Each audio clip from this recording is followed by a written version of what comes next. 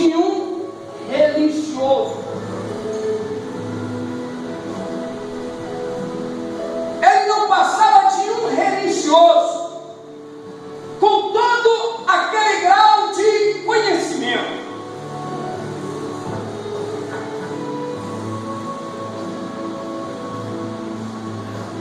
E agora?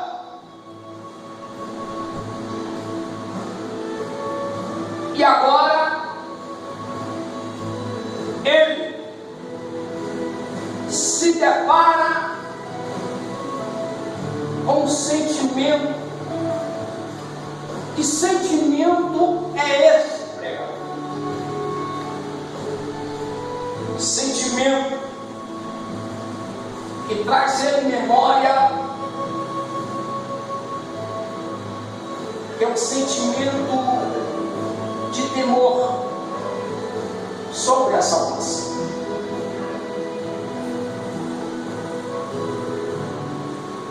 Ele chega a uma conclusão que todo aquele grau de conhecimento que ele tem não é o suficiente para levar ele até o céu. Ele agora vai até o mestre e, no mesmo tempo, querendo pôr Jesus à prova, querendo ver o quanto também em um esclarecimento de conhecimento de Jesus, para saber se Jesus podia também dar aquela resposta para ele. E ele diz: mestre, Rabi, o que eu tenho que fazer para herdar a vida eterna?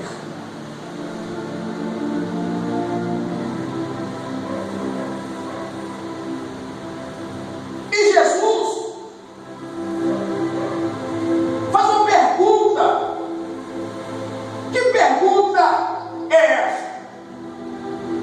Jesus pergunta para ele: o que está escrito na Torá? Palavra hebraica que significa lei. Trazendo para os dias de hoje, tratando-se também dos livros que Moisés escreveu, tratando-se do Pentateuco. Presta atenção. E agora, presta atenção nisso. Jesus faz essa pergunta para ele: o que está escrito na lei?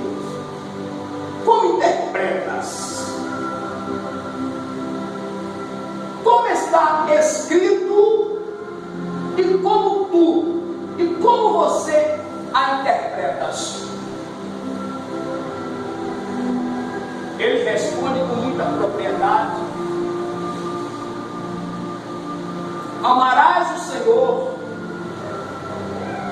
teu Deus de todo o teu coração, de toda a tua alma, de todas as tuas forças, de todo o teu entendimento, e amarás o teu próximo como a ti mesmo.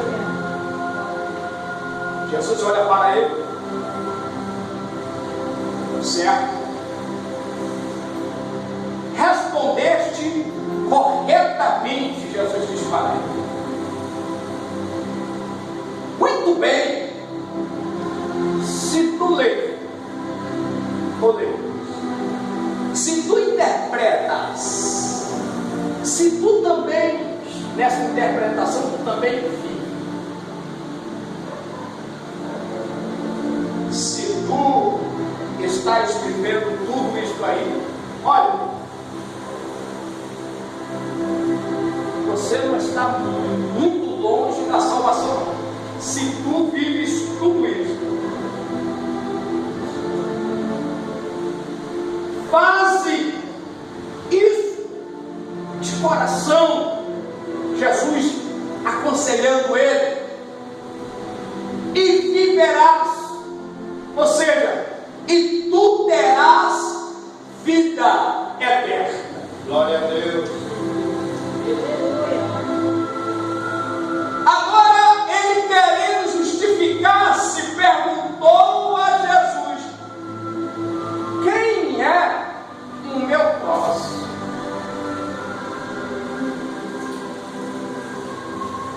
Quem é o meu próximo? Ou seja, quem é este próximo, Senhor?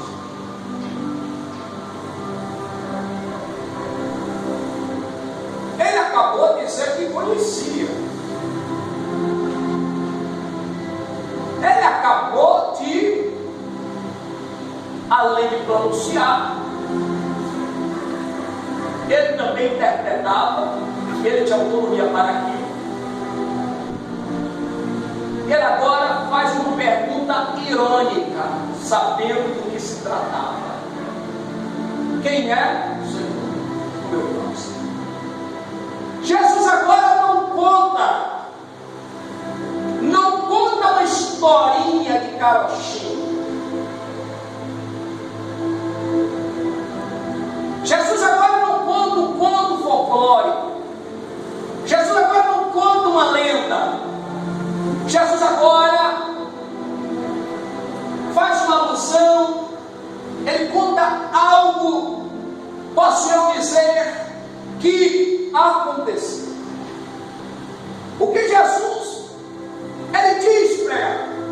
Jesus diz que descia um certo homem de Jerusalém a Jericó.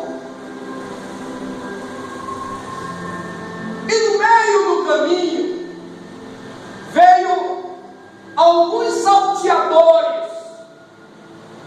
Além de roubar este homem, espancou aquele homem que deixou quase morto, ou semi-morto.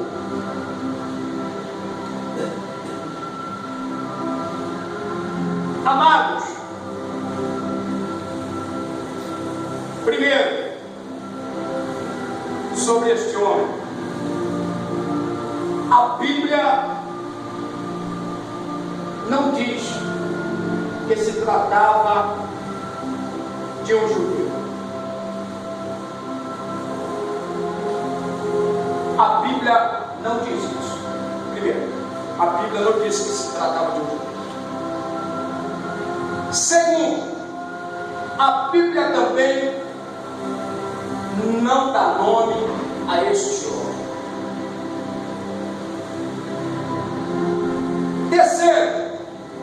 Terceiro, subentende que aquele homem também era o homem que estava vindo de um solo santo.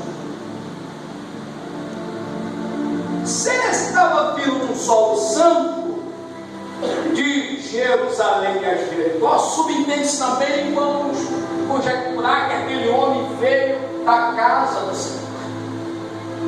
Estava também adorando o Senhor. Podemos dizer isso. Aquele famoso vale da sombra da morte, do qual o salmista Davi, orando a Deus, que ele faz uma oração dizendo: Senhor, ainda que eu andasse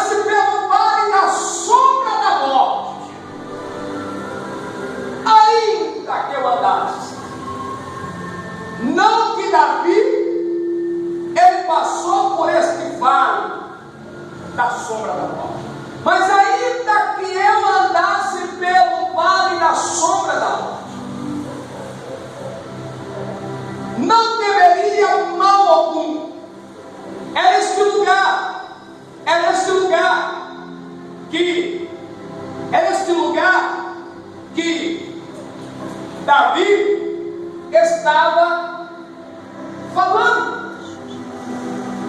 Era nesse lugar que Davi estava tratando. Aquele lugar era conhecido como o Vale da Sombra da Morte. Aquele lugar era conhecido, conhecidíssimo como o Vale da Sombra da Morte. Eram poucos que passavam por aquele vale. Eram poucos que passavam por aquele vale e saíam com vida. Por quê? Por quê? Porque era um lugar aonde os salteadores ficavam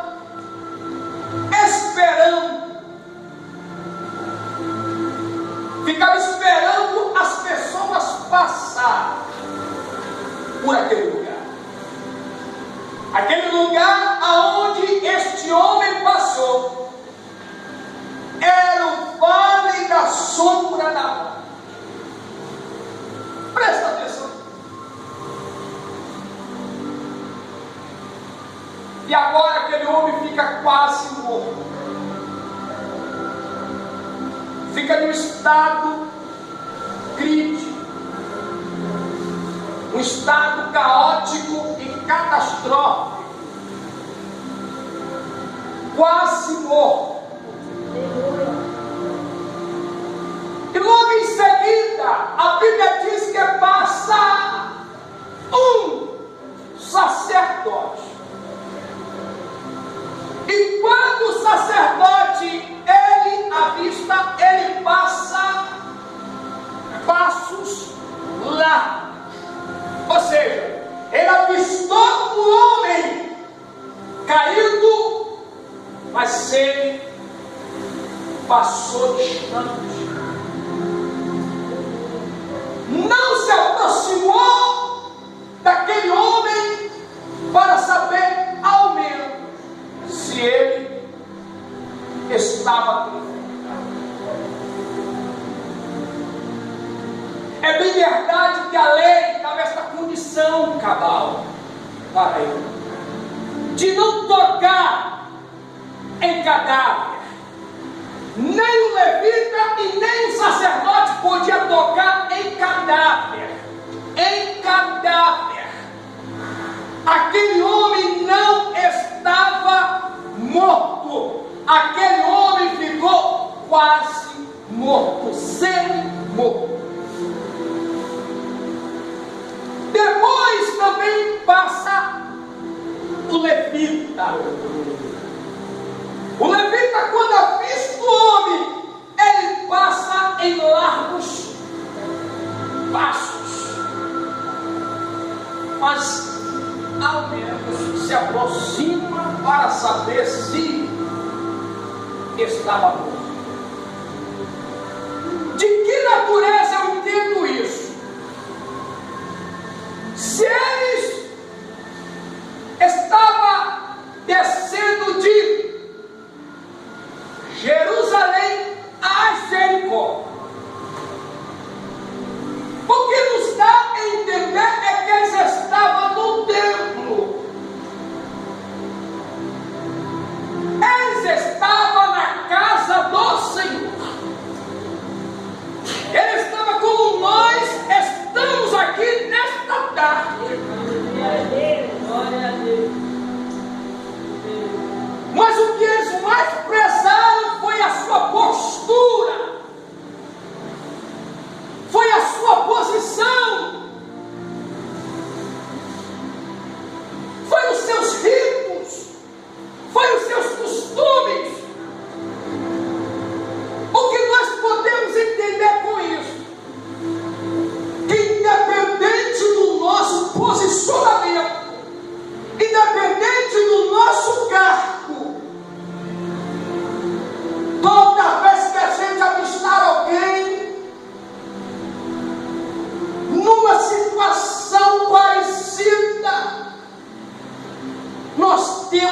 dar ou prestar os primeiros socorros. Glória a Deus. Independente do credo religioso dela ou dele. Por que, pregador? Porque Jesus nos chamou foi para isso. Jesus nos chamou para isso. E agora passa quem? Ó, quem Jesus destaca? Jesus agora destaca o samaritano, aonde toda a gleba de Israel não tinha este povo samaritano, não tinha os samaritanos como filhos de Abraão, como os filhos da promessa. Eles criticavam os samaritanos, dizia que os samaritanos eram um povo amaldiçoado, falavam que os samaritanos não tinham a bênção de Deus, falava que os samaritanos eram impuros, eram ímpios. E agora Jesus disse, agora vai descendo também, passando por aquele mesmo lugar. Ouça, amado. Glória a Deus. E quando era vista, olha, o samaritano não quis nem saber se era judeu. O samaritano não quis nem saber de quem se tratava, qual era a sua etnia, qual era a sua religião. O samaritano foi até aquele homem que estava quase morto. Diz que aplicou óleo. Em seguida, deu-lhe vinho. Colocou também ataduras, enfaixou aquele homem, colocou sobre o seu animal.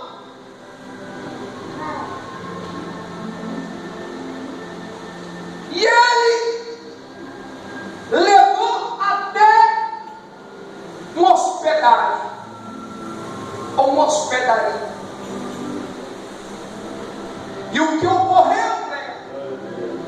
O que ocorreu é que ele pediu os hospedeiros daquela hospedaria que viesse dar toda a atenção para aquele homem. Em outras palavras, aquele samaritano disse para aqueles hospedeiros: ele vai ficar aqui. Eu não sei quanto tempo ele vai ficar neste lugar.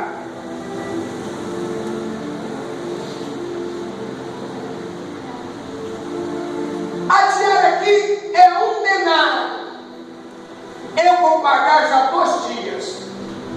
Mas eu quero deixar bem claro: se ele passar 3 dias, 4 dias, ou 1 semana, ou 2 semanas, ou que seja um mês, pode ser o tempo que ele passar. Quando eu voltar da minha viagem, eu vou indenizar vocês pelo tempo que este homem ficou neste lugar. Aleluia. Glória a Deus. Aleluia, Jesus. Aí Jesus agora olha para aquele doutor da lei e pergunta para ele: agora me responde, quem foi o próximo nesta história?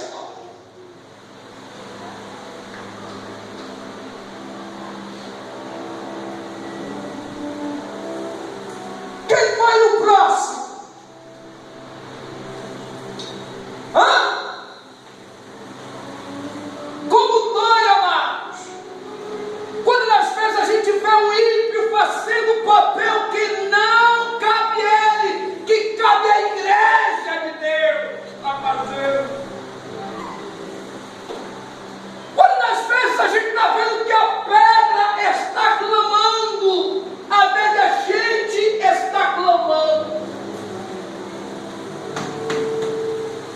Isso mexe com a igreja, porque esse papel nos cabe.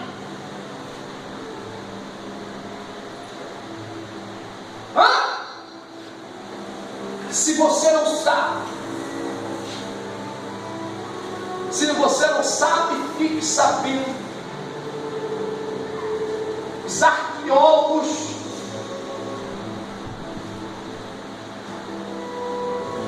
em busca de fragmento, buscando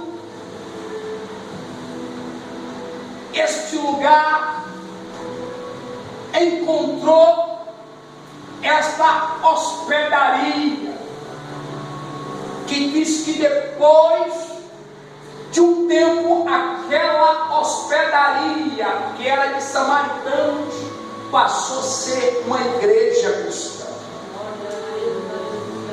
Aleluia, Jesus. Glória a Deus. Aonde habitou o pecado, superabundou a graça do Senhor. Glória a Deus. Aí eu te pergunto, quem é o teu próximo? Espera aí, pregador. O próximo é um que está aqui do meu lado. Quem é teu próximo? Meu próximo é o pastor Elias. Não, quem é teu próximo? Não. Meu próximo é o presbítero Elísio. Não, missionário é Cristo. Ei, o teu próximo é todo aquele que precisa. E que você também ajuda. Este é o teu próximo.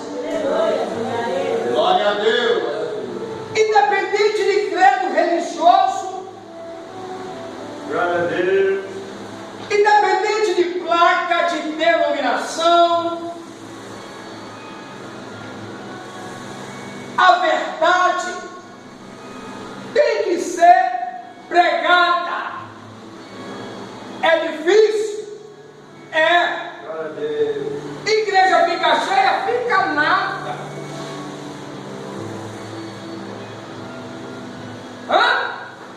Fica não. Uma certa feita estava Jesus falando para a multidão seguia ele. Aleluia. Mais de 5.000 pessoas, incluindo mulheres, homens, crianças e os seus discípulos. E Jesus começou a dar um sermão daqueles e chegou a dizer: olha, muitos estão aqui, olha, me acompanhando somente pelo alimento que perece.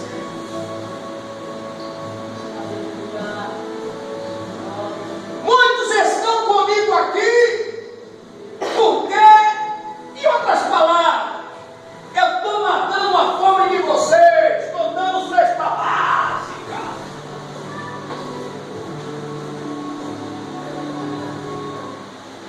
E foi reduzindo o número. E Jesus disse: não quero que vocês me acompanhem somente por isso, mas eu quero que vocês me acompanhem sim pelo alimento que permanece, pelo alimento que a graça não tem poder de alcançar. Amado, quando Jesus dá uma olhadinha para trás, só tinha os seus discípulos,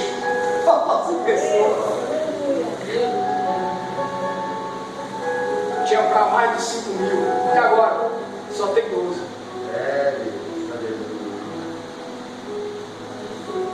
nossa, que discurso é esse? Que palavra é essa? Que palavra é essa?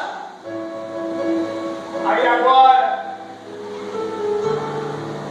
Jesus chega para Pedro, Pedro, está vendo aí, ó?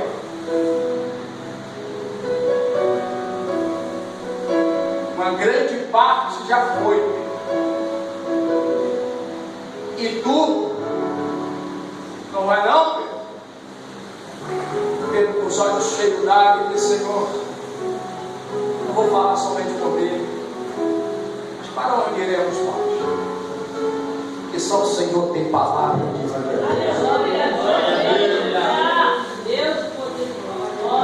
Bendito é o teu nome, Senhor. E era isso que este homem estava buscando.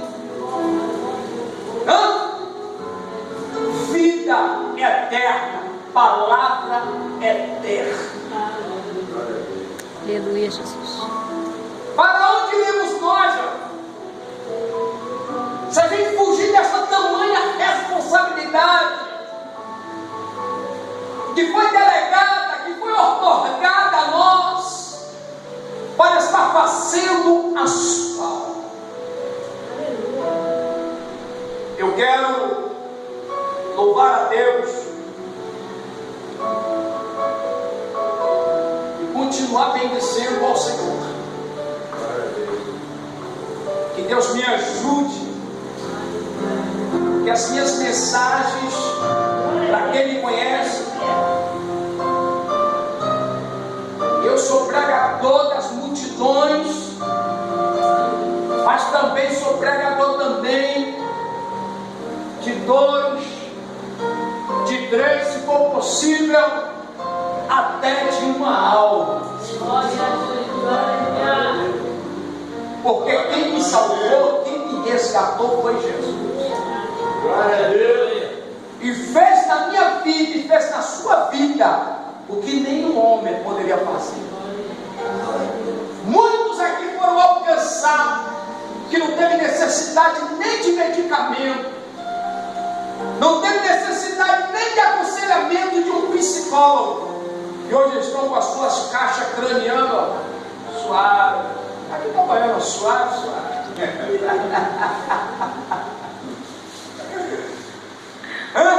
Sem distúrbio mental. Aí você vai ficar sequela. Sequela? Sequela? Para quem não tinha casa própria e hoje tem casa própria, que sequela. Para quem andava numa bicicleta que só, como diz lá, é só o pai e mãe, e hoje está andando de carro, que sequela. Está falando assim na sua sã consciência. Olha como afetou a mente, imagine, se não tivesse afetado. Eu seria um Galileu. Quer ver aquela revista do Galileu? Como pensador? Uma das revistas mais vendidas, Galileu, e muitas das vezes ele aparece na Veja, Galileu. Imagine. Então nós temos que rever os nossos conceitos e lembrar de onde Deus nos tirou. Eu sei que foi Deus que abriu esta porta com propósito neste lugar.